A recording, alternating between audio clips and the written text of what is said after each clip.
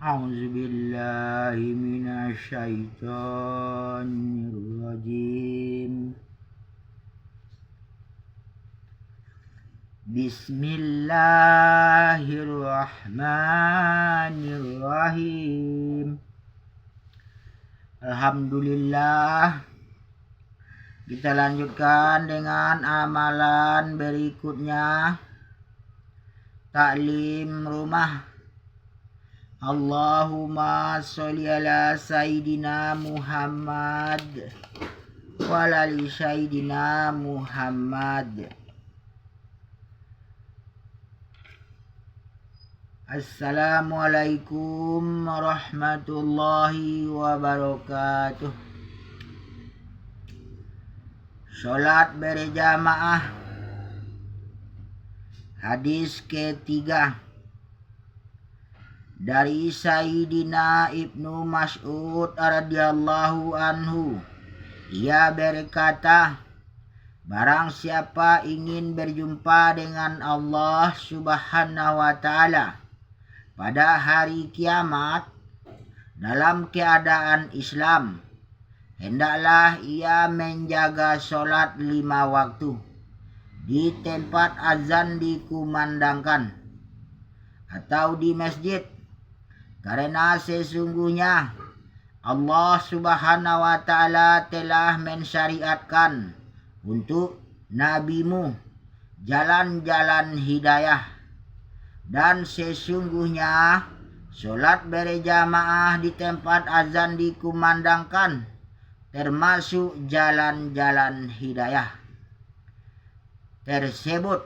Apabila kamu sholat di rumah-rumahmu sebagaimana perbuatan si fulan, berarti kamu meninggalkan sunnah nabimu.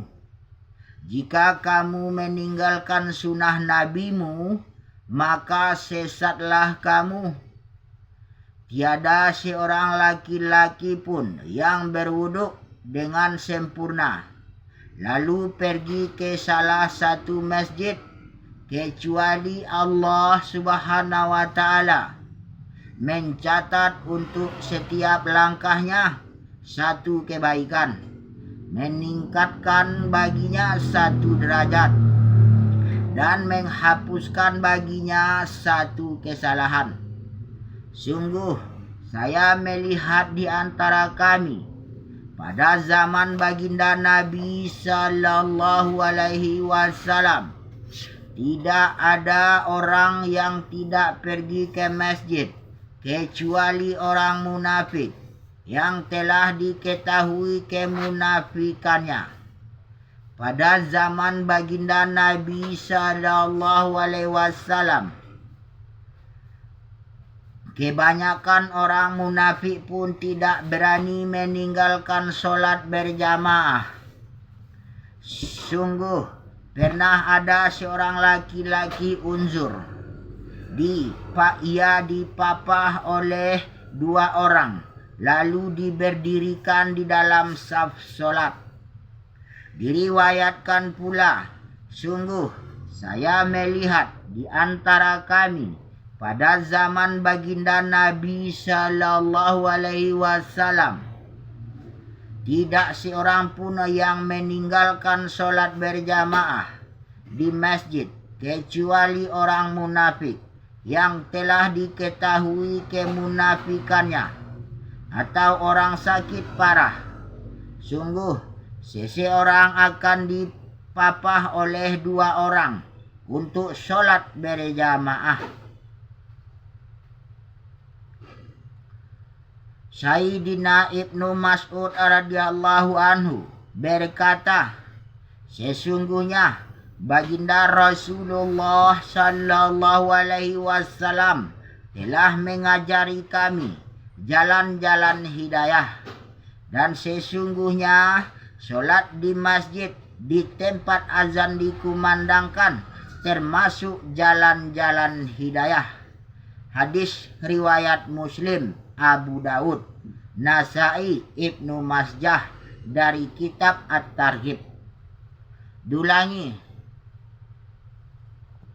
Dari Sayyidina Ibnu Mas'ud radhiyallahu anhu, ia berkata, barang siapa ingin berjumpa dengan Allah Subhanahu wa taala pada hari kiamat dalam keadaan Islam, hendaklah ia menjaga solat 5 waktu di tempat azan dikumandangkan atau di masjid. Karena sesungguhnya Allah Subhanahu wa taala telah mensyariatkan untuk nabimu jalan-jalan hidayah, dan sesungguhnya solat berjamaah di tempat azan dikumandangkan termasuk jalan-jalan hidayah tersebut. Apabila kamu solat di rumah-rumahmu sebagaimana perbuatan si fulan, berarti kamu meninggalkan sunnah nabimu. Jika kamu meninggalkan sunnah nabimu, maka sesatlah kamu.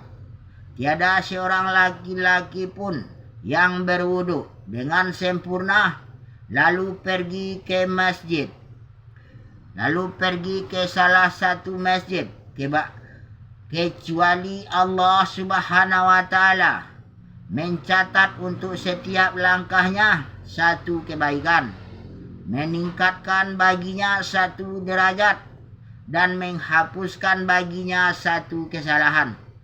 Sungguh saya melihat di antara kami pada zaman baginda Nabi sallallahu alaihi wasallam tidak ada orang yang tidak pergi ke masjid kecuali orang munafik yang telah diketahui kemunafikannya.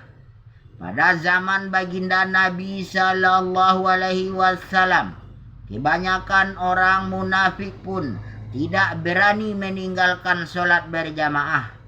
Sungguh pernah ada seorang laki-laki unzur, ia dipapah oleh 2 orang lalu diberdirikan di dalam saf solat.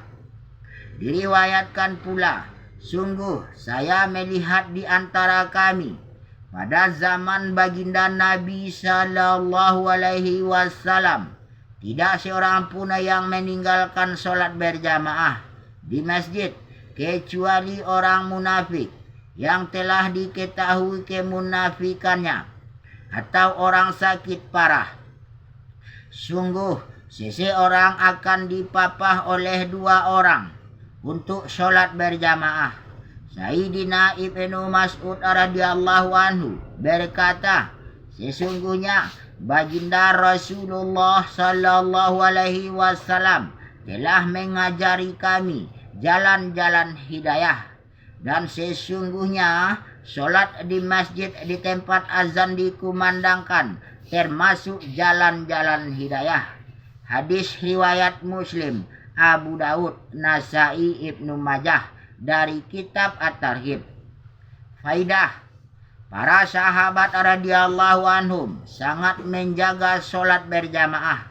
Mereka berusaha keras agar bisa solat berjamaah meskipun sakit dan harus dipapah oleh orang lain. Bagaimana mungkin mereka tidak mempedulikannya? Sedangkan baginda Nabi sallallahu alaihi wasallam sendiri sangat menjaga solat berjamaah. Ketika beliau sakit parah menjelang akhir hayatnya, beliau berkali-kali pingsan dan berkali-kali meminta air wudhu. Akhirnya dengan susah payah beliau dapat berwudhu. Kemudian beliau pergi ke masjid dengan dipapah oleh Sayyidina Abbas radhiyallahu anhu dan seorang sahabat lain, karena kaki beliau tidak bisa menapak dengan baik. Atas kehendak beliau, Sayyidina Abu Bakar radhiyallahu anhu mengimami solat berjamaah. Kemudian baginda Nabi sallallahu alaihi wasallam menyertai solat berjamaah. Dari kitab Sahih Bukhari Muslim, Sayyidina Abu Darda radhiyallahu anhu berkata, aku mendengar baginda Rasulullah sallallahu alaihi wasallam bersabda, beribadahlah kepada Allah seolah-olah Dia di hadapanmu dan seolah-olah kamu melihatnya. Anggaplah dirimu termasuk dalam daftar orang-orang yang sudah mati, tidak merasa sebagai orang yang masih hidup, sehingga tidak gembira karena sanjungan, dan tidak sedih karena cacian. Selamatkan dirimu dari dosa buruk orang yang dizolimi.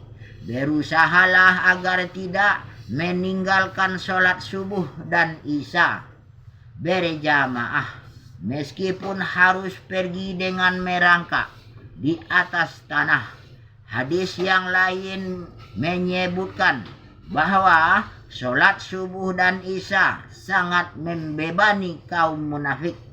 Seandainya mereka tahu betapa banyak pahala sholat berjamaah subuh dan isya, niscaya mereka akan berusaha untuk sholat berjamaah meskipun harus merangkak. Dari kitab At-Targhib. Alhamdulillah, demikianlah beberapa hadis yang telah kita baca, dan yang mana kita baca, kita dengar, kita niat amal dan sampaikan. InsyaAllah untuk kesempurnaan majelis kita tutup dengan doa kifarah majelis. Subhanallah wa bihamdihi, subhanakallahumma bihamdika, ashadu an la ilaha illa anta, astaghfiruka wa atubu ilaih.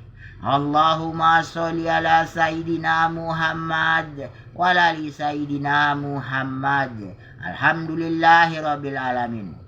Assalamualaikum warahmatullahi wabarakatuh. La ilaha illallah Muhammadur Rasulullah.